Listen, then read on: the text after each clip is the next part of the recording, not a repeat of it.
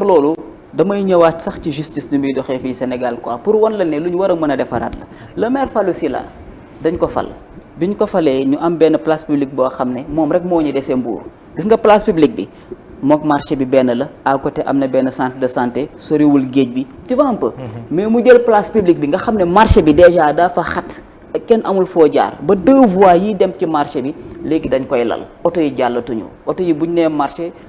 mënatuñu dugg quoi mais mu jël espace bu ndaw bi nga xam ne moom moo ñu dese woon Mbour mu def ko ay cantine yoo xam ne mairie bi gisu ci boppam commune bi gisu ci seen bopp mu jël ko uti benn promoteur privé bu ñuy wax Ndate Dieng nekk Thiès et tout comprendre nga ku sant Samb yor affaire bi donc mu jox ko ñu gérer seen gérer et puis séddoo affaire bi def ko ay cantines yu doy waar te nag Mouhamadou dañ ko yóbbu procès civil devant le juge des référés lañ ko assigné juge bi jox ñu dëgg parce que dafa joxe place boobu sans aucune délibération léegi bu ko juge bi ne da ngay génn délibération bi nga xam ne moom nga joxe woon place publique bi ci la dem taf-tafee benn délibération indi ko te bi ñu toppee délibération bi parce que normalement bu délibération amee dafa war a am approbation préfectorale préfet daf ko war a approuver pour mu mën a jaar yoon mais amul fenn fu ñu enregistré délibération boobu même mairie sax boo demee ci secrétaire municipal bi doo fa fekk enregistrement bi ñu daan ko civil ñu ne comme daan nañ ko civil condamné nañ ko léegi nañ ko yóbbu pénal puisque ici au Sénégal on a ce qu'on appelle une unité de juridiction à la base et dualité contentieuse au sommet loolu mooy lan mooy bu ngeen demee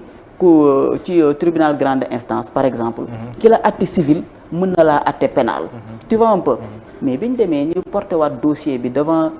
le même juge bi nga xam ne moo fa nekkoon mais fële civil la ñu atte woon ni fii citation directe lañ ko dóor pour mu atte ñu pénal bi mu ñu attee maire dañ ko condamné waat tëj ko 6 mois de prison ferme mais tëddul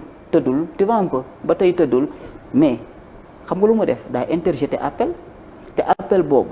ba tey jii kenn xamul fu mu toll man dem naa bu cour d'appel ma laaj le président de la cour d'appel ak ñeneen ñu ma mën a laaj ñu ne xamuñu ci dara jotuñu dara boo demee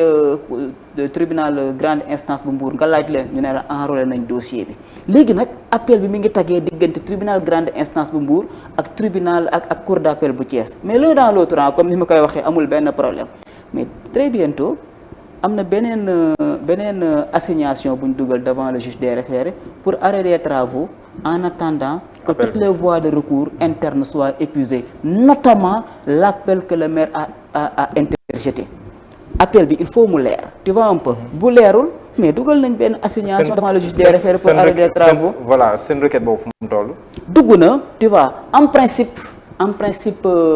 le 9 décembre en principe le 9 décembre bi en 2021 inchallah ci la affaire bi di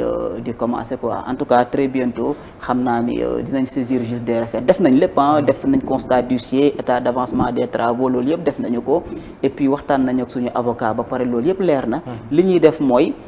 yóbbul ko juge des référés et puis mu xool que ne maire condamné nañ ko civil condamné nañ ko pénal mu continuer di liggéey te daa interjeté appel dañoo demander le juge des référés na arrêté liggéey bi ba ñu vider voie de recours yëpp mooy appel su appel jeexee buy dem cour suprême cassation mu dem loolu moom suñu yoon nekku ci tu vois un peu mais l'un dans l'autre rek nañu arrêter travaux yi en attendant voie de recours yi ñu épuiser ko. jërëjëf docteur Pape Moussa Saliou Guèye woon naa mbégte loolu dalal la.